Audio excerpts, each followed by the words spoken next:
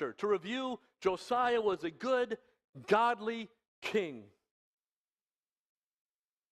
And he followed behind two generations of very evil kings, his father Ammon and his grandfather Manasseh. Now, last week's message, speaking of foundation, last week's message was so foundational. You guys, I don't know how to stress this, but the Lord has Pastor Colin and I preach in series. And if you get one out of every 3 messages, like you missed the whole thing. I'm telling you. Like last week was so foundational to this whole series. So if you weren't here and you haven't watched, please watch, because we talked about generational theory and how we're experiencing in our culture today the same cycle of things in the generations they experienced, thousands of years ago. The things that the biblical kings went through, we're still going through today. King Josiah was born during a season of cultural unraveling that was occurring. He was born when his grandfather Manasseh was king. It was in the midst of a cultural unraveling. By the time his father Ammon was king, it had become a tremendous crisis.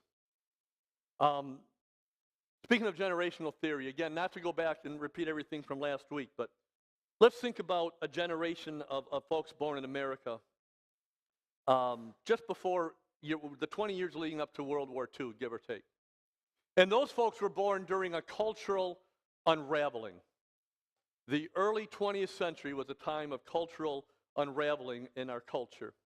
And it was those folks that went on to fight World War II and stand by those who fought World War II and beyond to become the heroes that helped get us out of that crisis.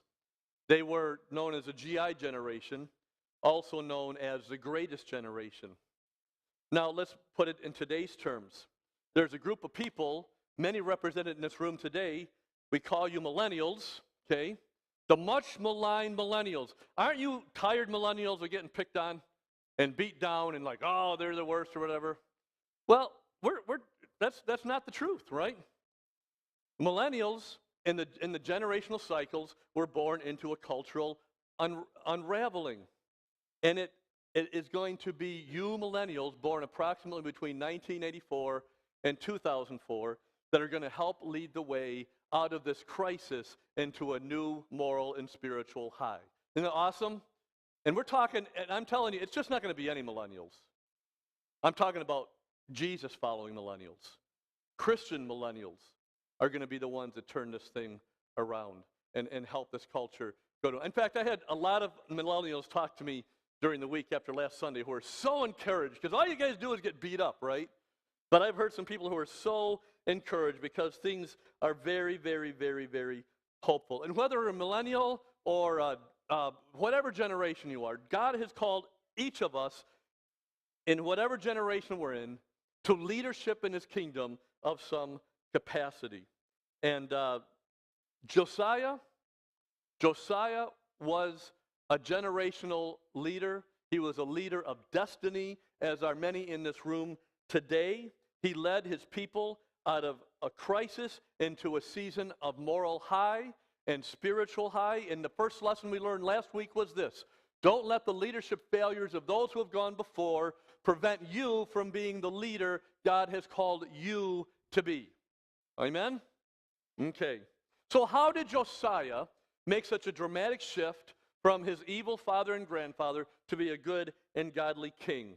Let's look back at his story. This will be a little of what we read last week, 2 Kings chapter 22. You can read about Josiah. If you want to be amazing students and read ahead, Josiah's story is found in 2 Kings 22 and 23 and 2 Chronicles 34 and 35. All right, 2 Kings 22, 1 and 2. Ammon was 22 verse 1. I was totally in the wrong place. 22 verse 1. Josiah was 8 years old. 8 years old when he became king. And he reigned in Jerusalem 31 years. His mother was Jedidah. This is important. His mother was Jedidah, the daughter of Adiah from Bozkath. He did what was pleasing in the Lord's sight and followed the example of his ancestor David. He did not turn away from what was right. Now, let's go over to 2 Chronicles 34, the first part of verse 3. During the 8th year of his reign, when he's 16, Josiah began to seek the God. He began to seek the God of his ancestor David. Josiah was a boy. He was a little boy when his father was assassinated and he became king. And I got some context for this week as I began to think about my grandson Lincoln, who is 8. Same age Josiah was when he became king. And others of you in this room have 8-year-olds in your lives, do you not? We got a lot of 8-year-olds in this church family, a lot of them. And I thought, well, if Lincoln all of a sudden were to wake up tomorrow and be the king of America, let's say, what would he do? Well, I suspect the first thing he'd do is he would select his royal cabinet. And I'm convinced his royal cabinet would comprise the 5 guys from Dude Perfect. All right? Now, do you guys know what Dude Perfect is? No. You know what that means? You got to start hanging out with 8-year-old boys. And then you'd know what Dude Perfect is. You really got to check that out. They're Christian guys that are pretty cool. Anyway, and I'm also convinced that he would issue a decree that all of us could quit our jobs and do nothing but fish all the days of our lives. Just quit working and go fishing. How would that be? I think he'd be an amazing king the more I think about it. Probably more wisdom than some of the other folks, who are leading us. But that's for another sermon, okay? Now, but 8 years old, so now I got some perspective. Now you got some perspective, 8 years old. And when he was 16, he began to follow after the one true God who had been rejected by his father and grandfather, speaking of Josiah. And it was his worship and his honoring of God that made all the difference in his reign as king. How does a little boy grow up into a young man whose life is so contrary to his father and his grandfather and all the evil that had preceded him? And you have to look at, it's always about influence, isn't it? Like, who is influencing this 8-year-old to grow up to be a good, godly king? And there's probably a number of different people. I'm going to tell you something that as a Jesus follower might make you squirm a little bit. Because we think as Christians, it's all peace and lovey-dovey and man, listen, if you haven't figured it out, life isn't all gumdrops and lollipops. Have you figured that out? I mean, did you notice that Jesus himself had a bit of a temper at times? Justifiably so. I really think, so sometimes evil has just got to be snuffed out. My hero, one of my heroes in the faith was a pastor who was in Germany before and during World War II, Dietrich Bonhoeffer, an amazing Christian man. And he led a plot, an amazing Jesus follower who led a plot to assassinate Adolf Hitler. And when he was found out, he and the others were assassinated. I tell you this because sometimes evil has to be snuffed out. So Josiah's dad, Ammon, was assassinated. He was so evil, his own advisors took him out. And I believe it's very likely that some of those same men that took out King Ammon were some of the men that sowed greatly into Josiah and said, your reign has to look different than your dad's and your grandpa's. Okay?